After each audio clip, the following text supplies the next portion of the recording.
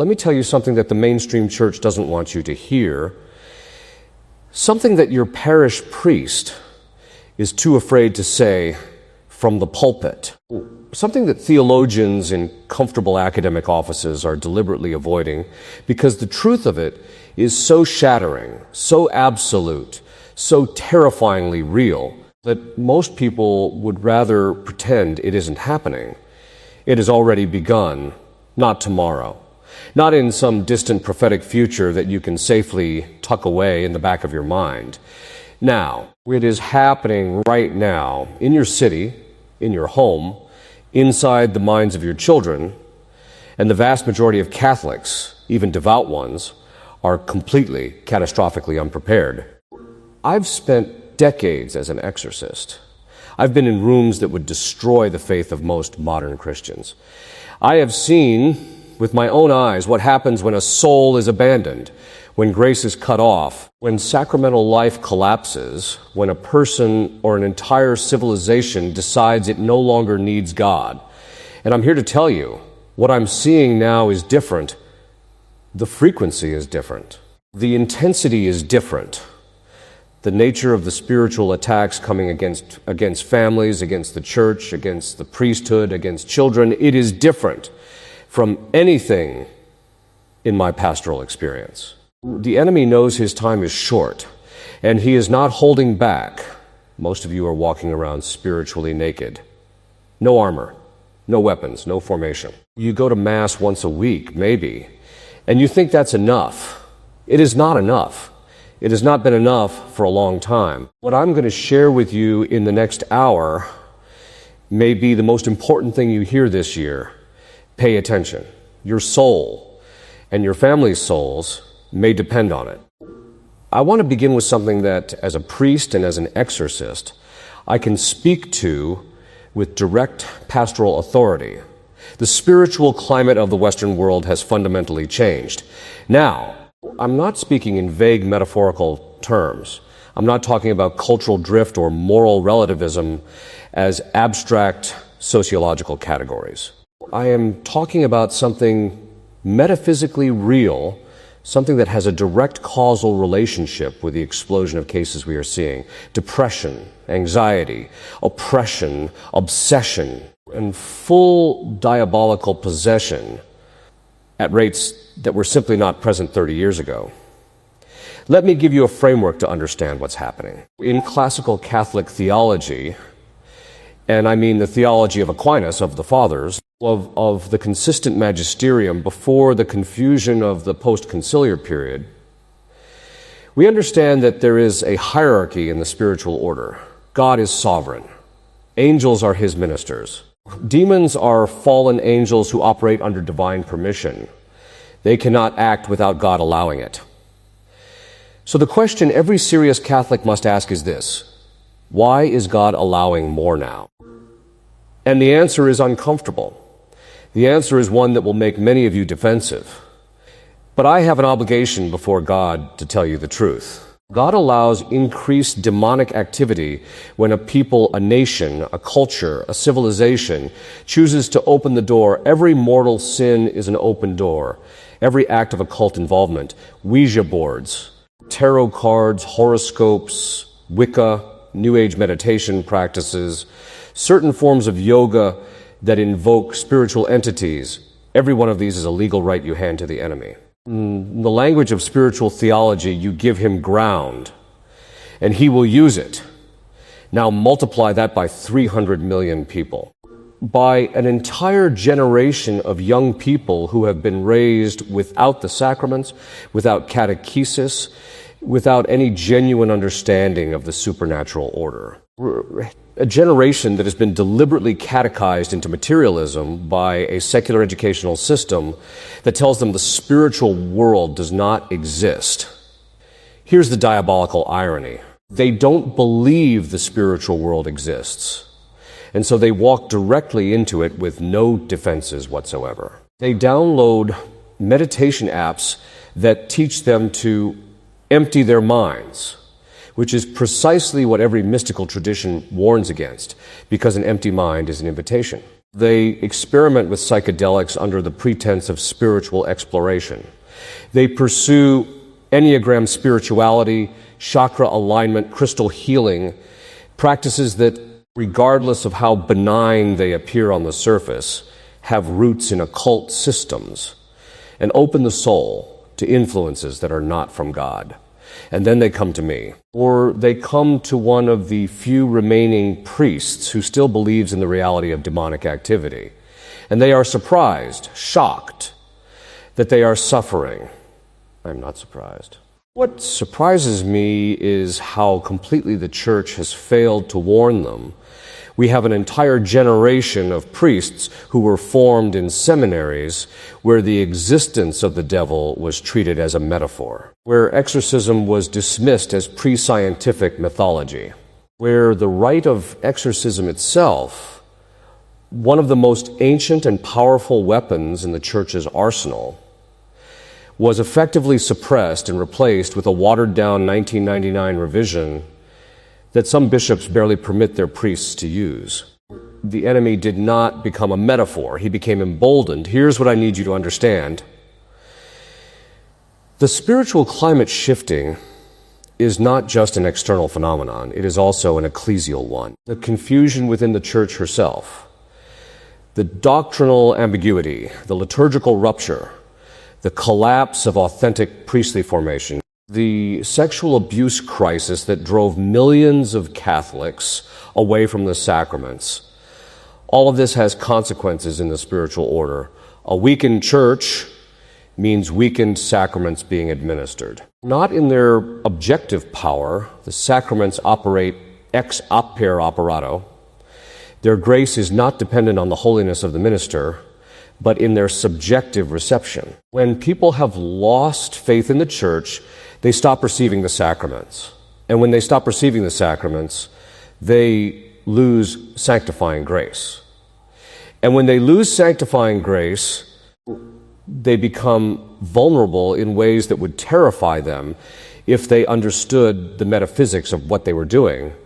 Let me be brutally direct. The collapse of sacramental practice in the West is the single greatest spiritual crisis of our time. Not climate change, not political division, not even the culture war, as real as those battles are. Sacraments are the pipeline of grace. They are how God has chosen in His divine wisdom to communicate supernatural life to human souls. When you cut yourself off from that pipeline through sin, through neglect, through apostasy, you are not simply losing some spiritual benefit. You are removing the primary protection that stands between your soul and the forces of darkness. The devil is not impressed by your politics. He doesn't care about your social media posts. He doesn't tremble before your motivational mindset. He trembles before one thing: a soul in sanctifying grace, armed with the weapons of the church, submitted to the authority of Christ. Everything else is noise. The question you must ask yourself, honestly, before God, is this: am I that soul? Is my family that family? Because what is coming will require it. I want to be very precise in what I'm about to say, because precision matters in theology, and it matters even more in spiritual combat. The attack on the family is not random. It is not the product of random cultural evolution. It is not simply the consequence of industrialization or urbanization or postmodern philosophy, though all of these have been used as instruments. The attack on the family is diabolically coordinated. It has a metaphysical architecture. And once you understand that architecture, the last 100 years of Western history will look completely different to you. Here's the theological foundation. The family, the natural family, husband and wife, open to children, ordered to God, is the primary sacramental image of the Trinity in the created order. The love of the Father for the Son, the love of the Son for the Father, the Spirit proceeding from both. This is reflected, imperfectly but genuinely, in the love of a husband and wife that is so real, so generative, that it produces a third person. This is not poetry. This is metaphysics. The family is also the domestic church. It is the place where the faith is first transmitted, where the child's first concept of God as Father is formed or deformed, where prayer is either practiced or absent, where sacrifice, service, and virtue are either modeled or unknown. Seed the family, and you destroy the transmission of faith. Destroy the transmission of faith, and you destroy the church from the inside. Destroy the church, and you leave souls naked before the enemy. This is the strategy. It is not complicated, but it requires you to see it for what it is. Let's trace the architecture. First, you separate sex from procreation. The widespread acceptance of contraception, which I say with great pastoral sadness, has been embraced by the majority of Catholic couples in contravention of Humanae Vitae, accomplished this separation at the most intimate level of marital life. Sex becomes a recreational act ordered to pleasure rather than to life. And when sex is no longer ordered to life, the conjugal act loses its sacramental gravity. Marriage itself begins to shift in the cultural imagination from a covenant to a contract. Second, you separate marriage from permanence. No-fault divorce, introduced in California in 1969 and spreading across the Western world within a decade, destroyed the legal framework that enforced marital permanence. Suddenly, the most solemn covenant a human being could make became terminable at will. The consequences for children were catastrophic and are now well documented. But the spiritual consequences run deeper than any sociological study can measure. Third, you separate parenthood from marriage. The normalization of children born outside of marriage, which has gone from less than 5% in 1960 to over 40% in the United States today, means that an entire generation of children is growing up without the integrated witness of their parents' covenant love. The father is absent physically or emotionally in catastrophic numbers. And I will tell you this from my pastoral experience, the absence of the father is the single most common factor I see in cases of severe spiritual affliction. This is not coincidence. The enemy knows exactly what he's doing. He knows that the father's authority in the home, when exercised rightly, reflects the authority of God the Father. He knows that a child who grows up with an absent, abusive, or passive father will have a distorted image of God, and that distorted image creates vulnerability. Fourth, and this is where we are now, and where the attack becomes most visible. You target the children directly. You tell them their biological sex is not real. You sexualize them before they have the psychological or spiritual maturity to process it. You expose them to ideological systems in school that are explicitly designed to replace parental and religious authority with state authority. You create a generation of children who are alienated from their bodies, alienated from their parents, alienated from any transcendent framework of meaning. And then when they are sufficiently destabilized, sufficiently isolated, sufficiently without spiritual roots, you offer them the occult, because nature abhors a vacuum. The human soul was made for God. It will seek the transcendent. If it cannot find it in Christ and His church, it will find it somewhere. And the enemy makes sure he is there, offering a counterfeit. I have spoken with young people who got involved in serious occult practice, witchcraft, Satanism, ritual magic, and virtually every single one of them told me the same thing. I was looking for something real. I was looking for the supernatural. Nobody in the church gave it to me. That is a devastating indictment of our catechetical failure. We gave them committees. We gave them pizza nights. We gave them therapeutic language about feelings and self-esteem. We gave them a faith that was entirely horizontal, human-centered, community-focused, therapeutic. And they went looking for the vertical. They went looking for power. And they found it in all the wrong places. The attack on the family is not accidental. But neither is the antidote. The antidote is a family that is truly ordered to God, a father who leads, a mother who nurtures, parents who pray together, who confess together, who receive the Eucharist together, who catechize their children with doctrinal precision and supernatural conviction.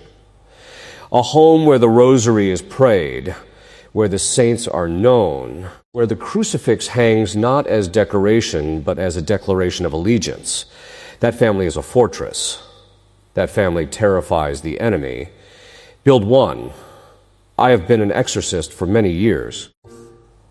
I want to tell you what I have actually seen, not in the sensationalized Hollywood version, not in the watered-down therapeutic version that some of my brother priests prefer, but in the actual documented, theologically precise reality of what occurs when the demonic is genuinely present. And I want you to understand why this matters for your life, even if you have never been anywhere near a formal exorcism. Because the diabolical operates on a spectrum at the lowest level, which is available to every demon, not just the powerful ones. You have temptation. This is where most spiritual combat happens for most people. The enemy cannot force you to sin. He cannot override your free will. But he can suggest. He can amplify your concupiscence. He can exploit your wounds, your fears, your pride, your loneliness, your lust. He can arrange circumstances. He can plant thoughts that feel like your own. Most people don't recognize demonic temptation because it feels entirely internal. It feels like you. This is by design. The enemy is not going to announce himself. He is going to speak in your own voice, with your own vocabulary, exploiting your own particular weaknesses, because he has studied you. He has watched you. He knows exactly where to push. The next level is oppression. This is where the demonic begins to influence a person's external circumstances, creating patterns of failure, disruption, conflict, and suffering that go beyond natural explanation. In my experience, this is far more common than most Catholics realize. Families where nothing seems to go right. Marriages that are constantly under siege with no apparent cause. Individuals who cannot sustain sobriety, or who are plagued by recurring nightmares, or who experience an inexplicable and persistent spiritual darkness, even when they are doing everything right.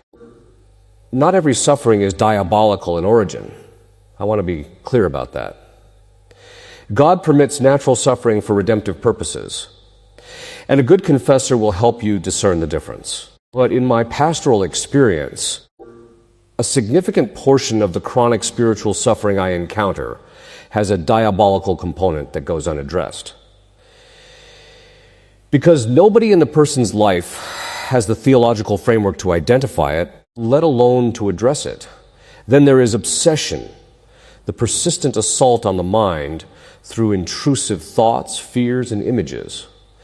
Infestation, the demonic presence attaching to a physical location, typically because of sins committed there or occult activity conducted there.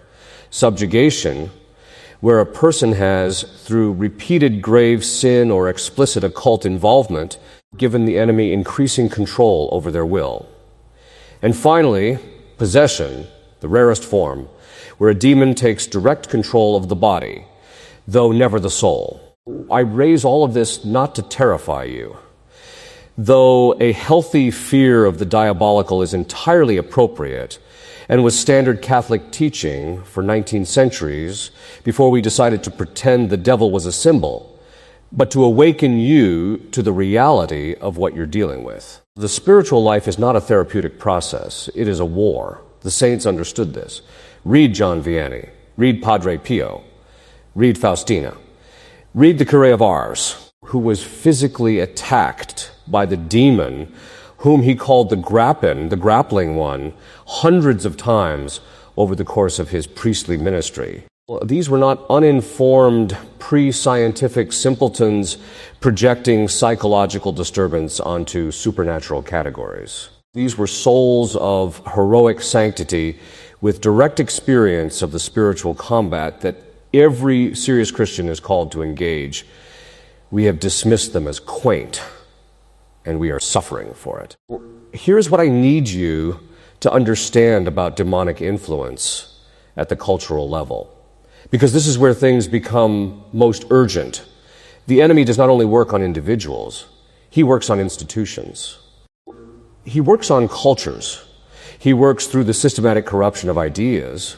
The great theologians of spiritual warfare, including the angelic doctor himself, understood that demonic influence can operate through the distortion of philosophy, through the corruption of art and music, through the infiltration of political and educational systems. When an entire culture is systematically taught to deny the existence of the soul, to reduce the human person to a biological machine, to sever all connection to transcendence, this does not happen by accident. There is an intelligence behind it, and that intelligence is not human. I'm not saying every bad idea is directly demonically inspired. I am saying that the pattern, the systematic, sustained, historically unprecedented assault on every institution that transmits the faith, that grounds the human person in truth, that connects the soul to God, this pattern has a diabolical coherence to it that goes beyond human explanation. The response is not panic. The response is not despair. The response is clarity. You need to know what you're fighting. You need to know who you are fighting it with. And you need to know what weapons you have been given. The weapons are real. They are tested. They are ancient. They work. But you have to use them. I want to speak now with complete theological precision, because what I'm going to say will challenge the way most modern Catholics, even traditional ones, think about their spiritual lives. The sacraments are not supplements to the Christian life. They are not practices that enhance an already functional spiritual life. They are not the religious equivalent of vitamins, helpful additions that boost an otherwise healthy existence. Sacraments are the life itself. They are the mechanism by which Christ, the incarnate Son of God, fully divine and fully human, extends his saving action across time and space to individual souls. They are not symbols. They are not commemorations. They are realities. They do what they signify. They cause what they represent. The Church's traditional theological language is ex opere operato. They work by the very fact of their being properly administered. This is not medieval superstition.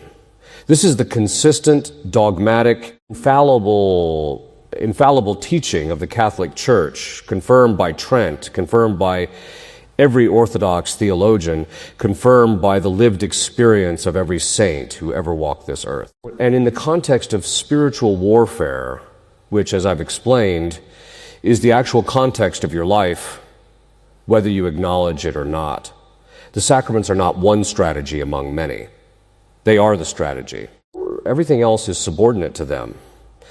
Let me break this down. Baptism removes original sin and infuses sanctifying grace, the supernatural life of God in the soul. It also confers a character, a permanent spiritual mark that consecrates the person to God and gives the enemy a legal basis for nothing in that soul.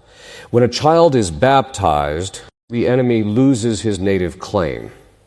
This is why the Church baptized infants as quickly as possible for most of her history, because the saints understood instinctively and theologically that leaving a soul in original sin even for a short time was a spiritual risk. Confession, the sacrament of penance, restores sanctifying grace after mortal sin. Here is something most Catholics do not fully grasp. Mortal sin is not merely a bad act with spiritual consequences. Mortal sin is the death of sanctifying grace in the soul. A person in mortal sin has, by their free act, severed their supernatural connection to God. They are spiritually dead. They are open in ways they cannot perceive to influences they have no defense against. The remedy is confession. Not therapy, not self-forgiveness, not the gentle affirmation of a faith community. Confession, the sacrament instituted by Christ himself on Easter Sunday evening, when he breathed on the apostles and said, "Whose sins you forgive, they are forgiven them." This is not a human invention. This is a divine mechanism for the restoration of supernatural life. And yet, I have to say this because it is true, the collapse of confessional practice in the post-conciliar church is staggering. Churches that once had lines for confession now offer it for 30 minutes on Saturday afternoon with no one present. The faithful have been told implicitly and sometimes explicitly that they need not worry about mortal sin, that God is merciful, that he understands, that formal confession is perhaps not always necessary. This is pastoral malpractice of the highest order. And it has left millions of souls in a state of mortal sin without sanctifying grace, walking around spiritually dead while believing themselves to be fine because they still identify as Catholic. The enemy is delighted. The Eucharist, the body, blood, soul, and divinity of Jesus Christ, is the most powerful spiritual reality in the created order. It is not a symbol. It is not a memorial meal. It is the whole Christ, present under the appearances of bread and wine. And when a soul in sanctifying grace receives the Eucharist worthily, it receives an infusion of supernatural life that strengthens the soul against every attack of the enemy. The Eucharist is the food of angels. It is the bread of life that Christ promised in John 6, the discourse that caused many of his disciples to leave because they could not accept the literal reality of what he was saying. He did not call them back and explain that he was speaking metaphorically. He let them go, and he asked the 12, "Do you also wish to go away?" This is the center of everything. This is what the demonic hates with an intensity that no human being can fully comprehend. The real presence of Jesus Christ in the Blessed Sacrament is the most threatening reality in the universe to the forces of darkness. This is why, historically, wherever the Church's faith in the real presence has weakened, through bad theology, bad liturgy, or casual sacramental practice, you see a corresponding increase in spiritual affliction. This is not coincidence. Confirmation confers the gifts of the Holy Spirit and strengthens the soul for spiritual combat. Anointing of the sick confers healing grace and prepares the soul for its final passage.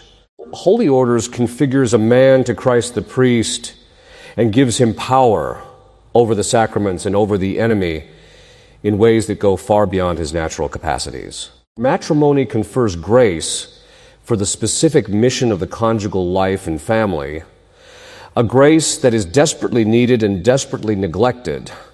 The sacramental life is not a pious option. It is the infrastructure of supernatural existence. If you are not living it fully, if you are going to Mass without receiving worthily, if you have not been to confession in months or years, if your children are not baptized or are living without the sacraments, then I am telling you, with the authority of my priestly office and my pastoral experience, that you are engaging in a spiritual war with no armor and no weapons. The enemy knows this.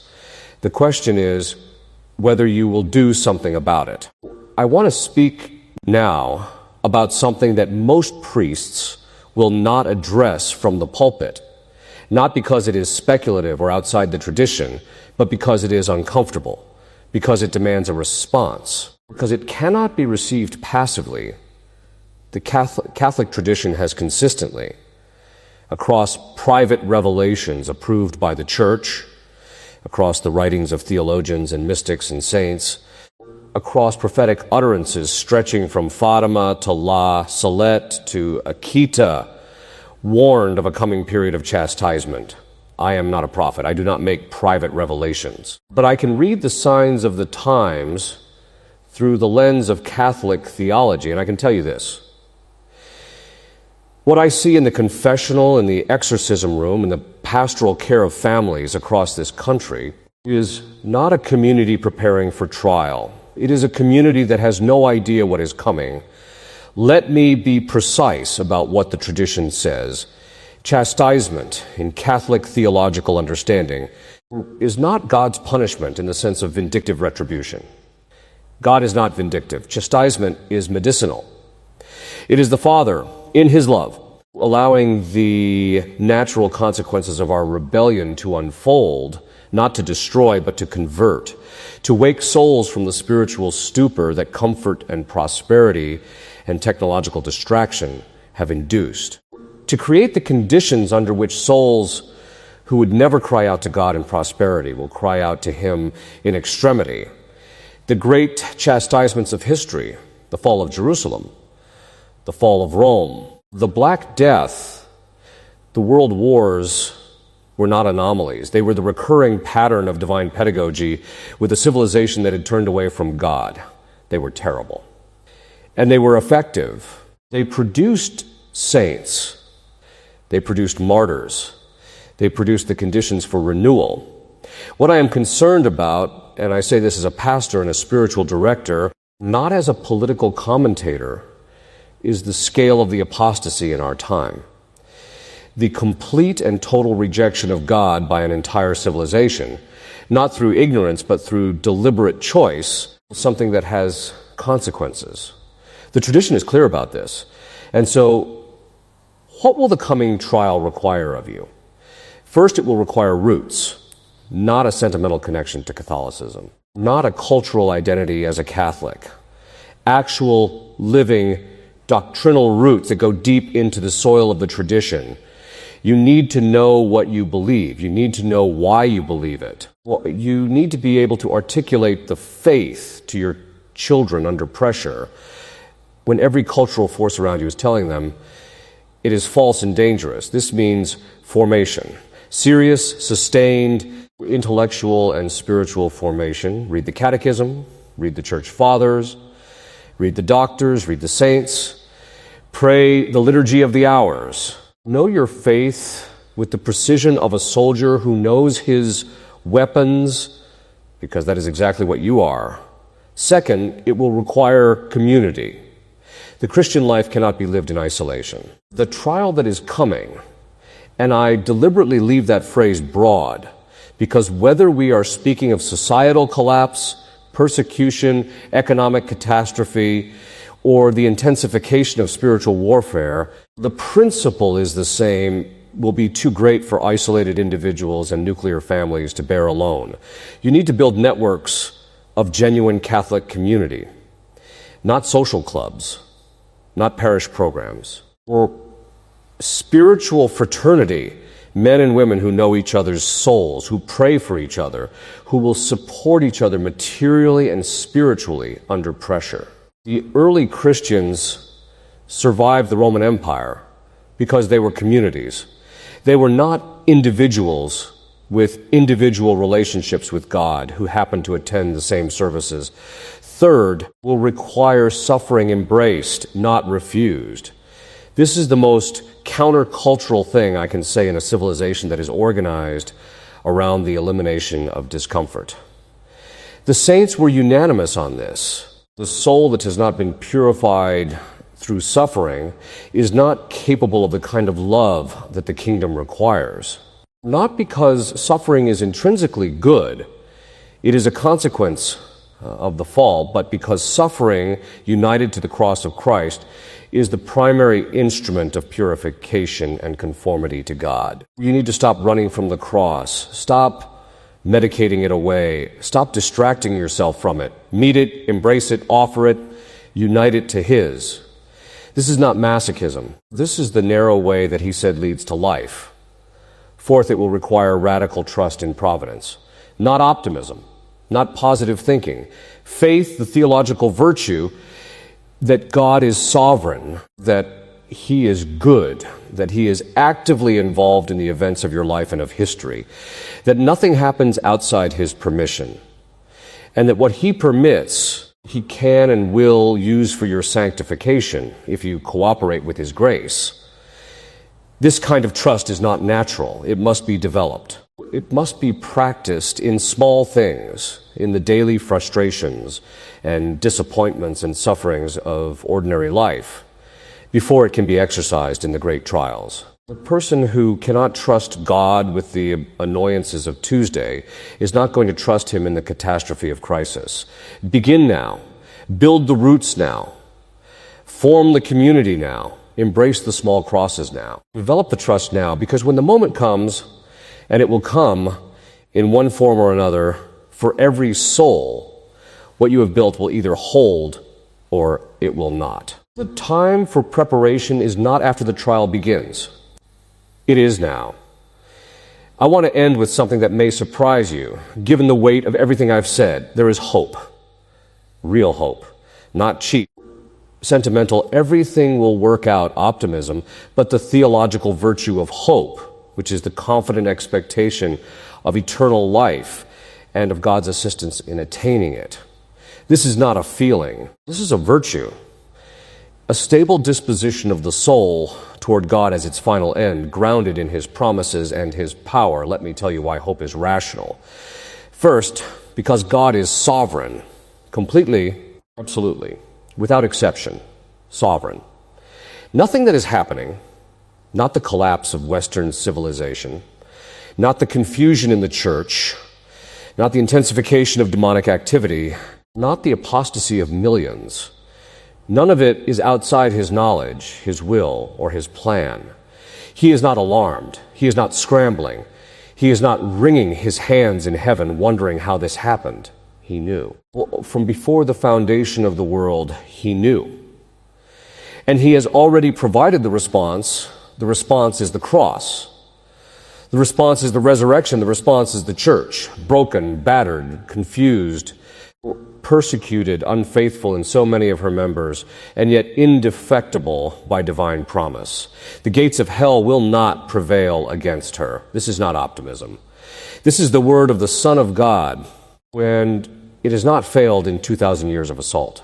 Second, because we have seen this before, the church has survived the Arian crisis.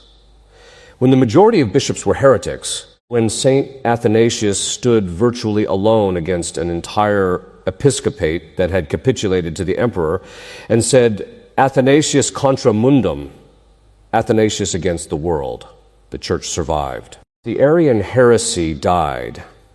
The church survived the corruption of the Renaissance papacy. When men who would shame a pagan occupied the chair of Peter, the church survived. The Reformation came, and the Council of Trent and the Counter-Reformation saints, Ignatius, Francis Xavier, Teresa of Avila, John of the Cross, who renewed the church from within with such fire that the memory of it burns even now. The church survived the French Revolution. The church survived communism. The church survived every persecution, every heresy, every internal betrayal. This does not mean there will be no cost. There has always been cost. The martyrs paid it. The confessors paid it. The saints who poured out their lives in service to a church that was often ungrateful paid it. We may be called to pay it in our time. Third, because God is raising up souls right now. I have seen it. In the midst of everything I've described, the collapse, the confusion, the intensification of spiritual warfare, I have seen young men enter the priesthood with a fire and a doctrinal clarity that I have not seen in decades. I have seen families choosing radical fidelity to the faith at enormous personal cost. I have seen converts coming into the church, not out of cultural convenience, but out of genuine intellectual and spiritual conviction, with a seriousness that shames many cradle Catholics. The remnant has always existed. God has always preserved a remnant. In the darkness of Elijah's time, when the prophet despaired and said, I alone am left, God said, I have kept for myself 7,000 who have not bowed the knee to Baal. They were hidden. They were unknown. But they were there. They are there now. But, and I want to be absolutely clear about this, there is not unlimited time. Every soul has a moment of grace, a kairos, a decisive point at which the choice is made. Not the final judgment, though that is real and it is coming. I mean, the moment within a lifetime at which the soul either responds to grace or closes itself definitively against it. Some people reach that point and are still walking around breathing, apparently alive, but spiritually the choice has been made and the trajectory is fixed. Civilizations have this moment too. Nations have it. And I believe, based on everything I have witnessed and everything the tradition teaches, that Western civilization is very close to that moment. Perhaps it has passed it. I do not know with certainty. But the signs are not reassuring. And so I say to you, do not wait. Do not wait for the perfect moment to convert your life. It will not come. The perfect moment is now, with the grace God is offering you now, in the circumstances of your life as they actually are. Go to confession this week, not next month, this week. If you have children who have not been to confession in years, bring them. If your marriage is not sacramentally valid, begin the process of regularizing it. If you have occult materials in your home, tarot cards, Ouija boards, crystals used for New Age purposes, books of magic, remove them. Now, burn them if necessary. They are open doors. Consecrate your family to the Sacred Heart of Jesus and the Immaculate Heart of Mary. Make it formal. Make it explicit. Place your home, your children, your marriage, your work under their protection with deliberate liturgical seriousness. Pray the rosary daily. If you are not praying the rosary, you are entering combat without your primary weapon. Our Lady promised, and her promises do not fail, that the rosary is the great weapon against the devil in these times. Take her at her word. Get serious about spiritual direction. Find a priest, a real priest, a doctrinally sound priest, a priest who believes in the reality of sin and grace and the devil, and submit your soul to his guidance. The spiritual life is not a self-improvement program. It is a relationship with God mediated through the structures he has established. Use them. And above all, do not be afraid. This is what he says over and over throughout Scripture. Do not be afraid. Not because the danger isn't real. It is absolutely real. But because he is with us. Emmanuel, God with us. Not God watching from a distance. Not God sympathizing from afar. God with us in the Eucharist, in the sacraments, in the church, in the soul, in sanctifying grace. He has already won. The victory has already been achieved on Calvary. What remains is its application to every soul, in every age, until the last enemy, which is death, is destroyed at the end of time. We know how this ends. We know who wins. The only question is, which side are you on? Choose. While there is still time, choose Christ. Choose his church. Choose his sacraments. Choose his mother. Choose the cross. And do not look back.